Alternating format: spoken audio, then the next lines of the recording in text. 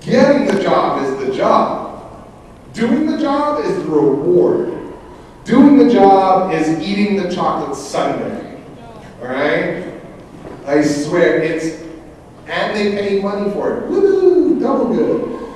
But if you consider all the hours that we spend auditioning and not working, it works out to being paid like 10 cents an hour. Okay? If you figure all that stuff in.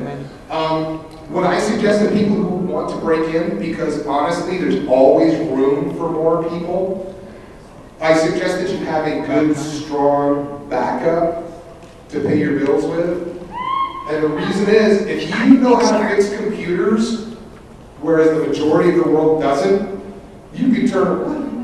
I don't have my glasses on, man. I know how to fix computers. I can't see. You're a blur, dude. But if the next person comes, just have them come on up and join me. What the heck? But basically, what's that, guys? Fixing computers. If you fix computers, or you do something really cool like that, people will pay you gobs of money and will take the work at your leisure. So if you're the only hope to fix their computer and you've got auditions throughout the day, you say, I'll be there at 7 o'clock. And they say, thank you. Rather than be like me and the only skill you have besides acting and telling stories and writing stories is waiting tables.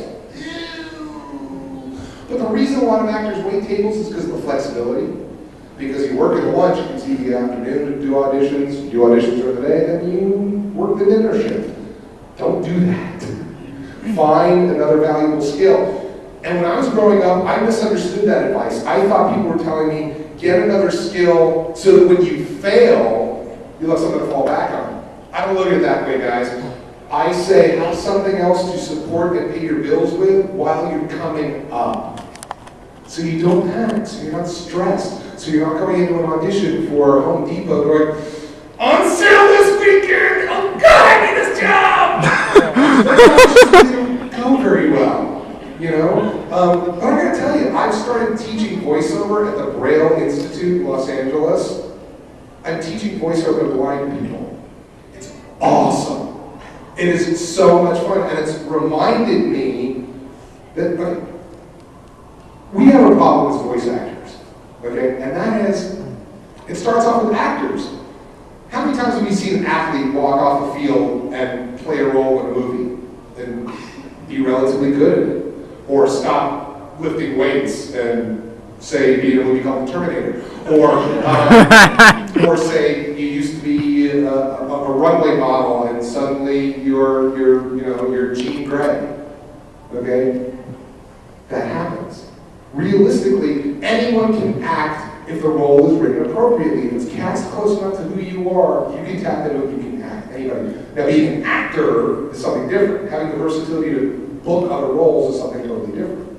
So everybody's lied to somebody in their life. Everybody knows they can act.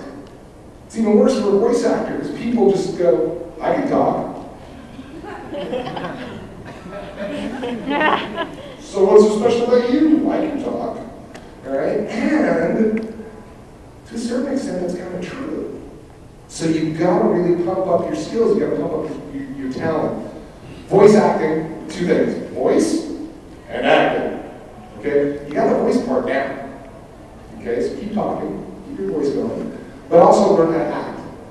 Okay? Learn just a little bit about what I'm doing.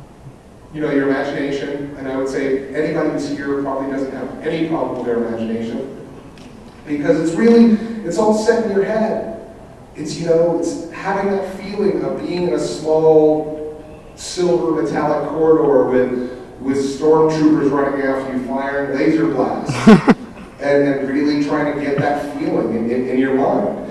You know, versatility is great, but it's not always what you need. As a matter of fact, you don't need any versatility to be a successful voice actor. Anybody here ever heard of a character called Darth Vader? I love it. Anybody ever heard of it? Okay, one or two. Yeah. I've heard of Darth Vader. Of a character called Mufasa. Ooh! Played by the exact same actor. Okay? And we all knew that. The only thing that changed, he didn't raise his pitch, he didn't lower his pitch, he didn't use a dialect, he didn't use an accent. All he did was change his mindset.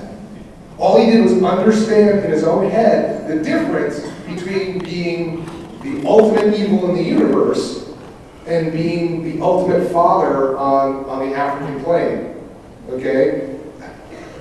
I'll give you guys an hour if you want to try to come up with anybody on the face of the planet who would have been better than James Earl Jones in either one of those, right? And for crying out loud, he's also, this is CNN. That's it for crying out loud! It's the exact same voice, you can change a thing. So you don't even need versatility. You know, you just have to have the drive, you have to have, you know, a connection, you have to have a desire. But getting back to how much you can make, I'm gonna let you guys in on a little secret that after 5 years I started telling people. When I did Transformers, Robots in Disguise, which was an anime dub, it was drawn in Japan, they voiced it over there, they brought it over here, we dubbed it. So it was not original animation. For playing one of the most famous characters on the planet, I was paid the sum total of $100 per episode. And that was a union contract. That was a guild contract. And the funny thing about it is, they took the series up north to Canada to save money after that. Go figure. But you know what the heck.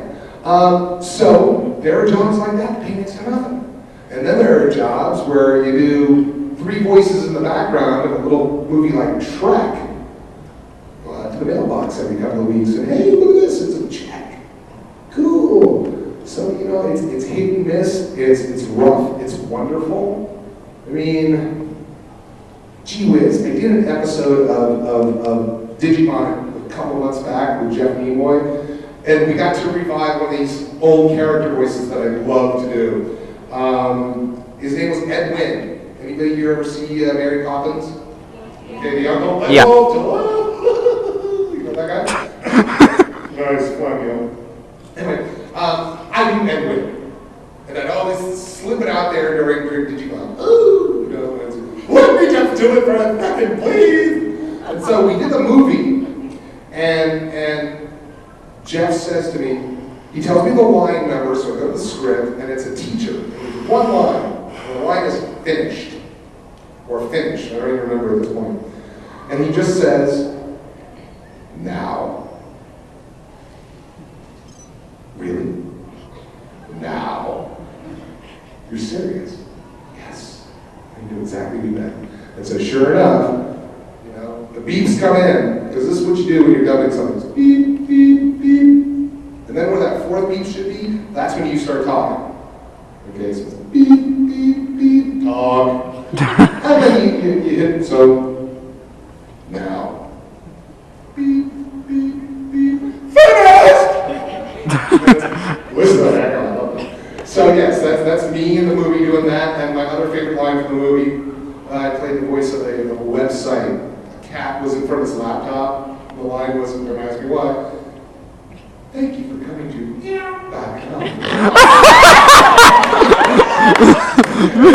They didn't ask me to do that, but I threw that in there just because it survived. And, you know, I mean, that's just fun. But Jeff brought me in on the new series, and he had this new Digimon called Pumpkin Mom. And he had decided he wanted to use Ed Wynn again. And so he called me in, and I gotta tell you that the day we worked on that episode was one of the funnest days I've had in my career. It was just the 3 of us, just the engineer Mike, Jeff Nimoy, and myself. We just had a blast. It was so awesome.